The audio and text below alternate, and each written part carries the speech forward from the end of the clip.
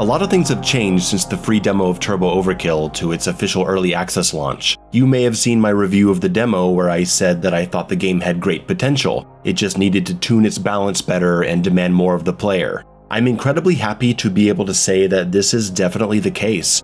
Turbo Overkill has skyrocketed from just a cool title with promise to one of my favorite games of the year. I recommend this game to both fans of old school shooters and the new fast-paced movement-based arena shooters. I won't be going over everything here because I don't want to repeat too much from my demo review, and honestly, G-Man Lives already has a really good review of the early access build, so you should just watch that if you're still not sold on the game. Here I'm mostly going to focus on the improvements the game has seen, and mention some things that still need some attention. Save profiles have been added, which is much appreciated for people like myself who share their PCs with friends and show off new games. Screen shake is now a slider instead of a toggle feature, so if screen shake was too much for you, but you still like it, set it to the degree you want. Damage indicators are now available in the HUD settings. Personally, I don't use these since you're not keeping track of elemental damage or other dot effects, but hey, it's there if you want it. Weapon balance has been tweaked here and there, a little more power to the Uzis and the Waster shotgun base fire, more burn time for the flamethrower, which is great because I love that weapon. Weapons still lack impact in their sound effects though. I don't know if they need to be redone or re-EQ'd or what.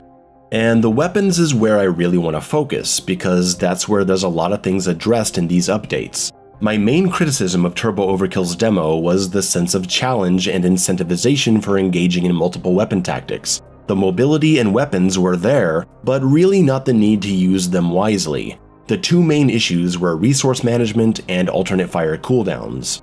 In the early access version, we see a major change to the available ammunition on the hard and extreme difficulties. You can't purchase ammo from stores anymore. Ammo only comes from pickups around the map. This has a big effect on how the game feels. First, since you can't just buy ammo whenever you want, exploration becomes more important. Finding 3 shotgun shell pickups is something to actually get excited about, which is how it should be. And second, you can't just spam shotgun grenades and super shotgun all day and then refill back to 60 in the next room. Sometimes I'd find myself falling into sort of an autopilot loop, burning all my ammo for certain guns, ignoring others, and then I was in a bad spot for a couple fights due to my bad decisions. At first I didn't really feel it, but as the game went on, I'd suddenly find myself with no heavy rounds or no shotgun, and I'd have to adapt and be more mindful in future encounters. Consequences. Very nice. If managing ammo supplies isn't what you're looking for with this title, well, the lower difficulty levels give you those ammo purchase options, so go have fun if you're into that. Ammo decisions are made even more important with the significant change to the shotgun stun grenade ammo consumption. Previously, this incredibly powerful 3-level charge attack that damages, stuns, and multiplies damage during the stun state only costs 1 shell per charge. Now, triple that. 1 charge of the shotgun grenade costs 3 shells, then 6, then 9. If you abuse this thing constantly, you're gonna murder your shell supply. It makes the stun grenade feel more tactical, less cheesy, and more important to use in combination with other weapons to take advantage of the damage boost during stun. Another interesting effect is that it makes the super shotgun sticky grenades feel like they have a better place in the flow of combat since the ammo cost difference isn't so drastic anymore.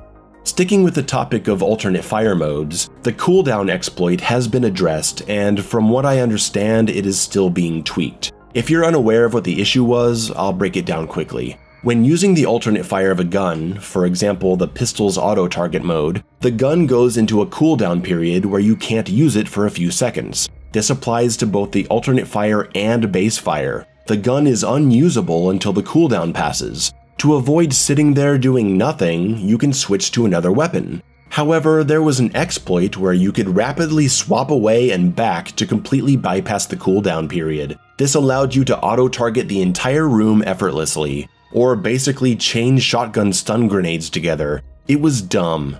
Now, swapping weapons does not bypass the alternate fire cooldown, but it does allow you to access the base fire because that would feel really weird switching to weapons and them just not working at all. It's a good compromise, and I'm happy they decided to go in this direction. Combat feels 10 times smarter by preserving weapon cooldowns and implementing stricter resource management. Personally, I would like some kind of beep sound to signify a finished cooldown, but having all those beeps could get annoying to some people, so I think that would be a nice audio option. I do question the delay in the transformation time of the flamethrower attachment to the chain gun though. Whenever you switch to another weapon, you gotta wait a split second before the swap animation comes out to be able to fire. And it feels like there's an unnaturally long delay when switching to the chain gun before you can activate the flamethrower transformation. I'm assuming this is for balance purposes, but I think it would be nice if you could start transforming much sooner when you swap to this weapon, because in its current state, if you want to use this thing in the heat of combat, you're waiting an excruciatingly long time before you can hit the button to activate the transformation and then use the flamethrower. It feels like the button's just not responding when it should, and it's not until the third press that it starts working. I thought something was wrong with my mouse. Moving on, I mentioned in my demo review that I was hoping to see some extended arena fights, and we got that too. Seeing how this game is playing out, that was certainly always the plan, but it's nice to see this room in level 3 get turned into the game's first real arena fight. It's a lot more satisfying. This game needs arena fights, just not all the time. We don't need it to be Shadow Warrior 3, where literally the entire game is just arena fight after arena fight. Turbo Overkill instead has many incidental combat encounters through its level progression, with occasional arenas. That works very well for this game. I'm still kinda torn on the level design itself. I find myself liking the levels more as I go into each new one, but I still have moments where I'm stuck wandering around figuring out where I'm supposed to go because the levels can be a little cryptic. Honestly though, I don't think it's a big deal at this point. I actually didn't mind stopping for a while and figuring out where to go next, every once in a while. I also enjoyed the hunt for upgrade keys. Finding one of these locked upgrade stations, knowing there's definitely a hidden key nearby, is a fun little moment of exploration which gives a great reward. Similar to Dusk, where the level design gets more and more ambitious as it goes on, you can feel that the first levels were the first ones designed as they were figuring out the game, because later levels feel way more confident and interesting. Highlights for me were the glass panels being shot out to reveal structures behind them, the retro purple-colored virtual environment, and suddenly finding yourself in a map so huge that you're flying in your car from building to building. But really, hitting enemies with the car does nothing? I died a few times here just insisting on trying to kill someone like that. We all like a good train level, and this one definitely delivers, but it's got nothing on the section where you're hopping from car to car in airborne high-speed traffic. It was really different, and after dozens of stubborn deaths, it really made me reevaluate my strategies to focus more on long-distance explosives. If this is where the game is going at the end of episode 1, I'm genuinely intimidated by the potential of this game. Spoilers for the final boss. After 8 fun and increasingly ambitious levels, it's capped off with one of the best first-person shooter boss fights I've ever seen. A true test of mastery. At first, when I saw it, I thought, oh, it's just gonna be your typical shoot the glowing targets on the big slow bad guy. Something that isn't often done well. Shadow Warrior 3 I think did a pretty decent job with the Guardian of the Dragon's Heart. That was fun. But we've also seen this kind of fight done in horribly lazy and insulting fashion, like in the piece of crap I'm showing right now. This fight makes it interesting, with the eyeball targets constantly rotating, waves of spawning enemies, a dangerous fall-to-your-death hazard zone, and 2 devastating attacks requiring use of the level geometry. He has a charge attack where he sucks in all these rocks and hurls them at you so you can take cover behind the walls, and another where these insanely powerful lasers start sweeping across the level and you can either move quickly with them or hit a jump pad to use the high platforms. But if you try to stand still up there and wait, he focuses you down with projectiles. It's tough, it's involved, I was quite happy with it.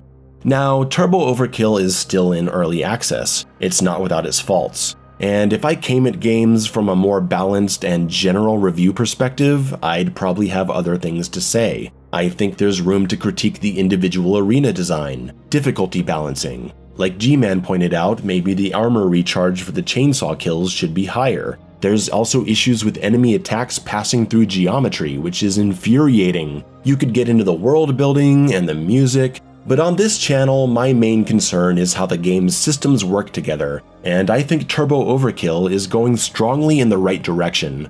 I hope it gets the support it deserves, I'm recommending it to all my viewers, and I'm excited for the next chapter. Make sure you follow this channel for more videos about whatever I want to talk about, and I'll see you next time.